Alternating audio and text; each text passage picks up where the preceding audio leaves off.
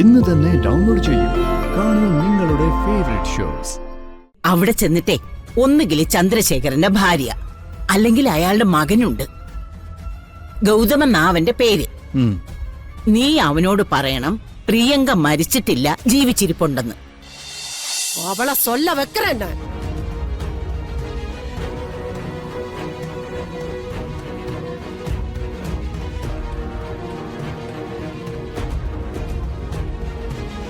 ആ പൂജാരി ഒന്ന് വിളിക്കണ്ടേ? ഓ, ഞാനത് വിട്ടുപോയി. ഇപ്പൊ തന്നെ വിളിക്കാം.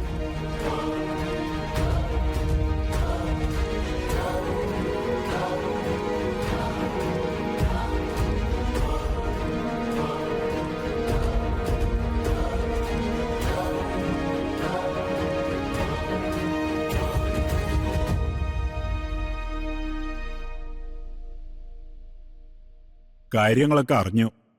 നിങ്ങൾ പേടിക്കണ്ട. നമ്മുടെ കുടുംബത്തിനൊരു പ്രശ്നം വന്നാൽ അത് നമ്മൾ തന്നെയല്ലേ പരിഹരിക്കേണ്ടത്. ഈ കാര്യത്തിൽ എല്ലാവരും നിങ്ങളുടെ കൂടെ നിൽക്കും. എത്രയും പെട്ടെന്ന് ഇതിൽ നിന്നൊക്കെ മോചനം നേടാനും സാധിക്കും. പൂജാരിയെ വിളിക്കാനുള്ള ഒരുക്കത്തിലാ. അക്കാര്യം പറയാനാ ഞങ്ങൾ വന്നത്. പൂജാരിയുടെ കാര്യത്തില് ഞങ്ങൾക്കൊരു അഭിപ്രായമുണ്ട്. അന്ന് വന്ന പൂജാരിയില്ലേ, അയാളെ തന്നെ വിളിച്ചാ മതി. വേണ്ട,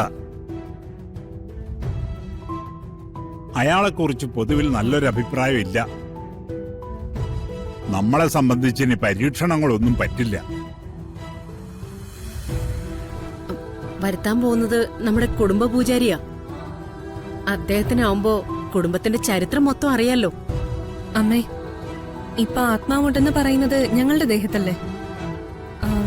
ഞങ്ങളുടെ താല്പര്യത്തിനല്ലേ മുൻഗണന കൊടുക്കേണ്ടത്? ഞങ്ങൾക്ക് ആദ്യം വന്ന പൂജാരിയെ വിശ്വാസമാ. അയാളാണല്ലോ പ്രിയങ്കയുടെ ആത്മാവ് ഇവിടെ ഉണ്ടെന്ന് കണ്ടുപിടിച്ചത്. അയാള് പറഞ്ഞതുപോലെ രാധിക ഇവിടുന്ന് ഇറക്കി വിടാൻ വൈകി. അത് അനുഭവിക്കേണ്ടി വന്നതോ ഞങ്ങളും. ആ പൂജാരി തിരിച്ചു വന്ന എല്ലാ കാര്യങ്ങളും ശുഭമായി അവസാനിക്കുമെന്ന് ഞങ്ങൾക്ക് ഉറപ്പുണ്ട്. ഇവരിങ്ങനെ പറയുമ്പോ എന്താ പത്മിനി ചെയ്യേണ്ടത്? ഒരു കാര്യം ചെയ്യാം, തൽക്കാലം അയാളെ തന്നെ വിളിക്കാം. അയാളുടെ പരിഹാര പൂജ കഴിഞ്ഞതിന് ശേഷം നമ്മുടെ പൂജാരിയും ഒരു ജ്യോത്സ്യനെയും വിളിച്ച് വിശദമായിട്ടൊന്ന് നോക്കിക്കുകയും ചെയ്യാം. അത് മതിയമ്മേ. എല്ലാവരും സംശയിക്കുന്നത് പോലെ ഞങ്ങളുടെ ദേഹത്ത് ആത്മാവിന്റെ സാന്നിധ്യം ഉണ്ടെങ്കിൽ അത് പെട്ടെന്ന് തന്നെ നടക്കട്ടെ. എന്നാ അങ്ങനെ തന്നെ ആകട്ടെ. പത്മിനി വാ.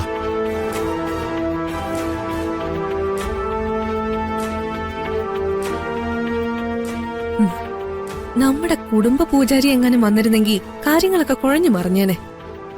വരാൻ പോകുന്നതേ നമ്മുടെ പൂജാരിയാ. നമ്മൾ പറയുന്നത് എന്താണോ അതാണ് അയാൾ കേൾക്കുക. എന്റെയും നിന്റെയും ദേഹത്ത് പ്രേതം ഉണ്ടെന്ന് വരുത്തി തീർക്കാൻ ഭാര്യയും ഭർത്താവും മുത്തശ്ശിയും കൂടെ കളിച്ച കളിയാ ഇത്. ഓ, എന്താണോ അവര് കളിച്ചത് അതിന്റെ 10 ഇരട്ടിയായിട്ട് അവർക്ക് തിരിച്ചു കൊടുക്കണം. കേട്ടല്ലോ? അമ്മയും അച്ഛനും വിളിക്കുന്നത് കുടുംബ പൂജാരിയാണെന്ന ധാരണയിലാ വരുണും മുത്തശ്ശി രാധിക ഇരിക്കുന്നത്. ഒരു കാരണവശാലും മുൻപ് വന്ന പൂജാരിയാണ് വരാൻ പോകുന്നതെന്ന് അവരറിയാൻ പാടില്ല. ശരിയാ, കാണുമ്പോ അവര് ഞെട്ടണം. കൽപ്പനെ, പൂജാരിയോട് കൃത്യമായിട്ട് കാര്യങ്ങൾ പറയണം. ഇനി രാധിക ഇവിടെ വെച്ച് വാഴിക്കാൻ പറ്റില്ല. അവള് വീട്ടിൽ നിന്ന് പുറത്തു പോകാനുള്ള കാര്യങ്ങള് അയാള് ഏട്ടനോടും ഏട്ടത്തിയോടും പറയണം. അതിനു വേണ്ട ട്രെയിനിങ് ഒക്കെ ഞാൻ അയാൾക്ക് കൊടുത്തോളാം. പണം കയ്യിൽ വെച്ചു കൊടുത്താ എന്ത് വേണമെങ്കിലും അയാൾ പറയും. അവളെ ഞാനങ്ങനെ വെറുതെ വിടാനൊന്നും ഉദ്ദേശിച്ചിട്ടില്ല. പൂജാരി വരട്ടെ.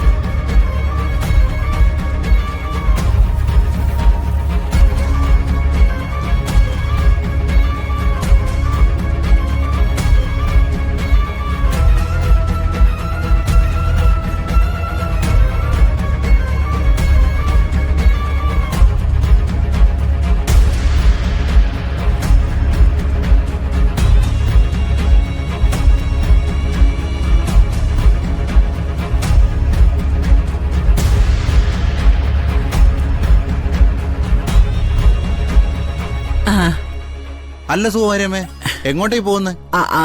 അതെ അതെ, ഞാനൊന്ന് കണിമംഗലത്തേക്ക് പോവാ.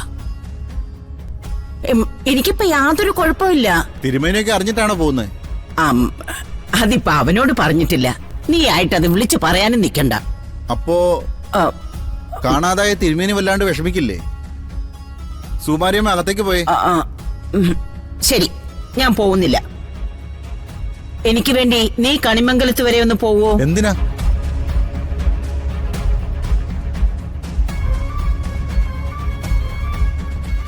ദേ, അവിടെ ചെന്നിട്ടേ ഒന്നുകിൽ ചന്ദ്രശേഖരന്റെ ഭാര്യ, അല്ലെങ്കിൽ അയാളുടെ മകനുണ്ട്. ഗൗതമൻ അവന്റെ പേര്. നീ അവനോട് പറയണം പ്രിയങ്ക മരിച്ചിട്ടില്ല, ജീവിച്ചിരിപ്പുണ്ടെന്ന്. അവര് തെരഞ്ഞാൽ എന്തായാലും പ്രിയങ്ക മോളെ കണ്ടുപിടിക്കാൻ പറ്റും.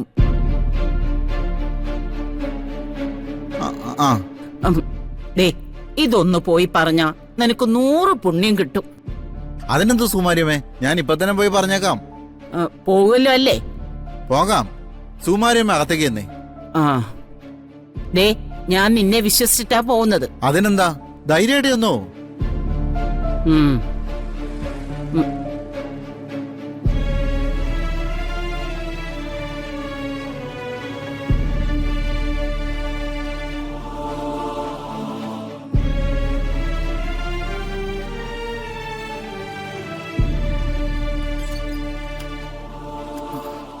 തിരുമേനി, തിരുമേനി, തിരുമേനി.